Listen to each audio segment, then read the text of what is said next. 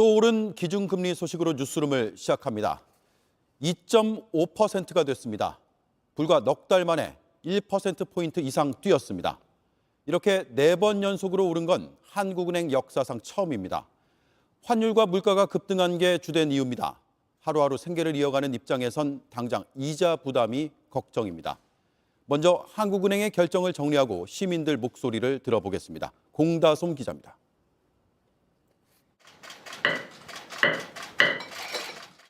기준금리가 4차례 연속 오른 건 사상 처음입니다.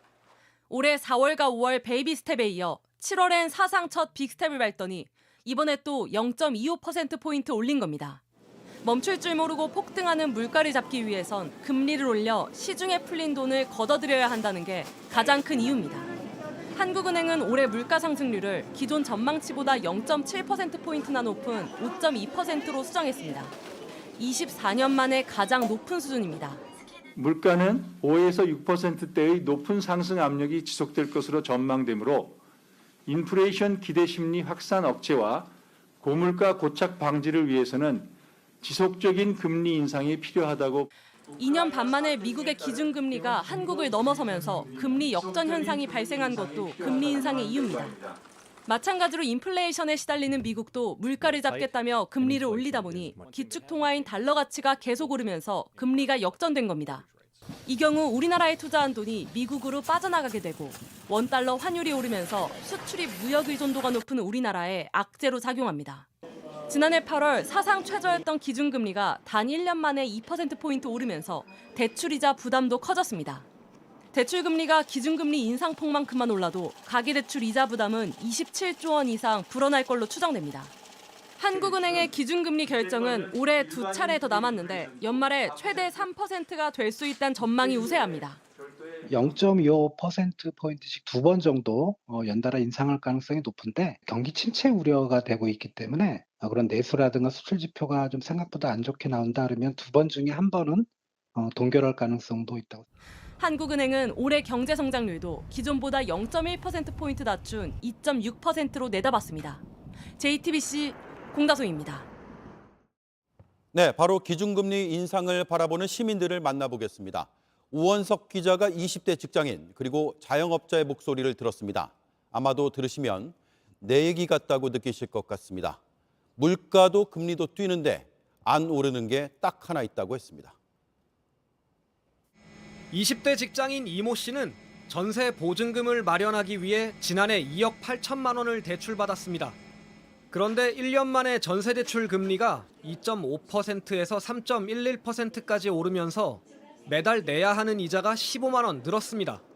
금리가 2.5% 정도에서 월 60만 원 정도 납부를 했었는데 9월 1일부터는 한 75만 원 정도 납부를 하라고 문자를 받았어요. 이 씨가 부담해야 할 이자는 더 늘어날 가능성이 큽니다.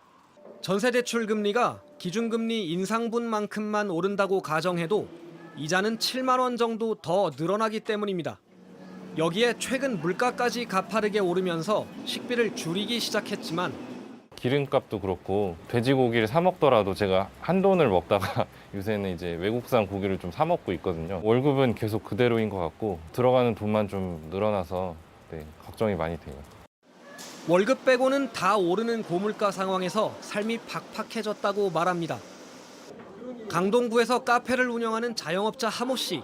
한 달 200만 원이던 이자 부담이 안 그래도 2배로 늘어났는데 계속 오르는 금리에 은행에 돈 갚기도 버겁다고 말합니다.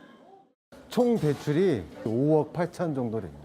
400만 원이 넘게 다달이 나가고 있습니다. 현재 최고로 높은 게 7.7%가 이번 달부터 적용이 되기 시작했고요. 치솟는 물가에 뛰는 대출이자까지 서민들의 이중고가 당분간 계속될 걸로 보입니다. JTBC 오원석입니다. 네, 그동안 시중은행들의 이자 장사를 보는 시선이 곱지 않았습니다. 기준금리가 오르면 대출금리는 금방 올리는데 내 예금, 내 적금의 이자는 꼭 그렇지 않았기 때문입니다. 그런데 오늘은 좀 달랐습니다. 황예린 기자가 나와 있습니다. 기준금리 인상 직후에 시중은행 5곳이 일제히 예적금 금리 인상을 발표를 했죠. 네, 어떤 곳은 기준금리 인상 거의 직후에 나머지 은행들도 시간차를 두고 예금, 적금 같은 저축성 금리를 올리겠다고 밝혔습니다. 우리은행은 내일부터 최대 0.5%포인트, 하나은행도 같은 날부터 최대 0.3%포인트 인상하기로 했고요. NH농협은행은 오는 29일부터 정식으로 이제 내는 금리들을 최대 0.4%포인트 올린다고 했습니다. KB국민은행과 신한은행도 같은 날부터 최대 0.4%포인트 올린다고 알렸습니다. 예. 자, 이렇게 발빠르게 나선 건 일단 반갑기는 한데 그런데 왜라는 질문이 나올 수밖에 없습니다. 과거에 이렇게 안 하는 경우가 많았잖아요. 네, 맞습니다. 그동안 매번 기준금리가 오를 때 은행에 돈 맡길 때 내는 이자는 늦게 오르는데 돈 빌릴 때 내는 이자만 빨리 오른다. 은행들이 지나치게 이자 장사하는 거 아니냐 이런 비판이 있었는데요. 이 때문에 정부가 매월 은행들의 예금금리와 대출금리의 차를 한눈에 비교해 공시하도록 했습니다. 이번 발표로 어느 은행이 소위 이자 장사를 많이 하는지 드러나서 논란이 됐습니다. 이 비판 때문인지 직후에도 움직인 은행들이 있었는데요. 예대마진 1위의 불명예를 얻었던 신한은행은 어제 대부분의 개인 신용대출 금리를 최대 0.5%포인트 낮추겠다고 했고요. 예. 가계대출 금리만 따지면 두 번째로 높은 KB국민은행도 주택담보대출 혼합금리형 금리를 0.2% 인하하기로 했습니다. 네. 자, 그런데 대출 금리가 또 걱정인데 오를 수밖에 없겠죠. 네, 일단 장기적으로 봤을 때 기준금리가 오늘 다시 올랐기 때문에 대출금리가 지금보다 더 오르는 건 불가피해 보입니다. 한국은행 이창용 총재도 오늘 부동산 투자한 분들이 금리 인상으로 비용이 더 들고 고통받는 건 불가피한 일이라고 말했습니다.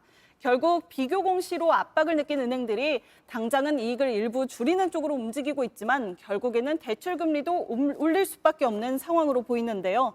정부가 기준금리 이상으로 가계대출이 부실화되는 걸 막기 위한 대책을 강구해야 한다는 목소리가 나옵니다. 네. 예금 적금 이자 바로 올리는 건 당연한 일이죠. 은행이 잘 안 하던 거를 하는 거라서 반가움보다는 고객 입장에서는 당연하게 생각을 해야겠습니다. 황예린 기자 잘 들었습니다.